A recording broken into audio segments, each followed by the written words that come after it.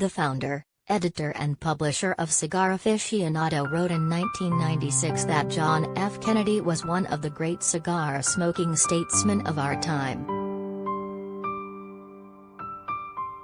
A photograph of the late president in a new book by writer Neal Thompson shows that the affinity goes back to his childhood.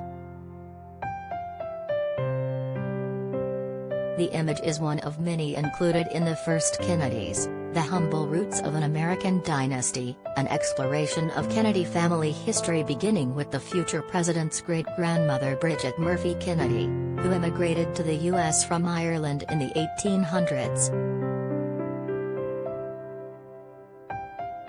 The photo shows a young Kennedy, who was elected to the White House in 1960 and died by assassination in 1963, sitting on the steps with his younger sister Rosemary and pretending to smoke a cigar that belonged to their grandfather P.J. Kennedy, Bridget's son.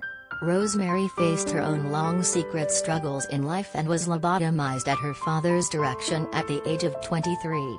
For decades after, she was kept from the public eye. The photo of the Kennedy kids was taken on the steps of a beach house in Cape Cod, where PJ vacationed in the summertime, author Thompson tells People. Later in life, PJ became very close with all his grandkids, Thompson says. His wife unfortunately died in 1923. But PJ lived a bit longer and was able to really spend a lot of time with the older grandkids like John and Joe, and loved to visit them at the beach, spend time with them. Thompson considers Bridget a forgotten hero of the Kennedy family, who overcame intense hardship, including the death of her husband when PJ was 10 months old, to raise a family, become a businesswoman and put down roots that would grow into an American political dynasty. She was clearly powerful, determined and, in her own way, an ambitious woman, Thompson says.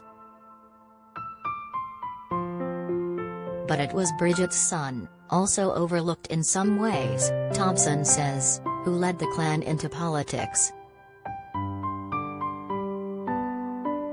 After starting a saloon business, PJ became a political organizer in East Boston and eventually served in the Massachusetts House of Representatives and Senate. That ascent, Thompson says, was really a key influence on the subsequent generations of Kennedy politicians.